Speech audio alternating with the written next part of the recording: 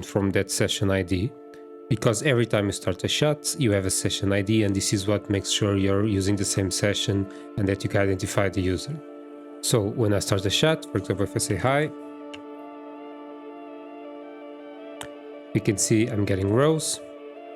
In this case, I don't have anything. I'm always outputting data, that's why this is empty. But we can see we're using our session ID, and we have our message here.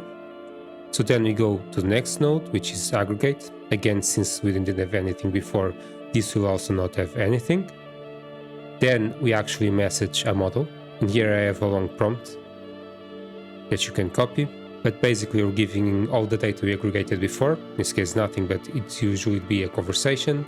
And then we give it the actual current message so that it generates a response. After that, we insert that response into a row, and we can see we again do the session ID, which are getting from the first element.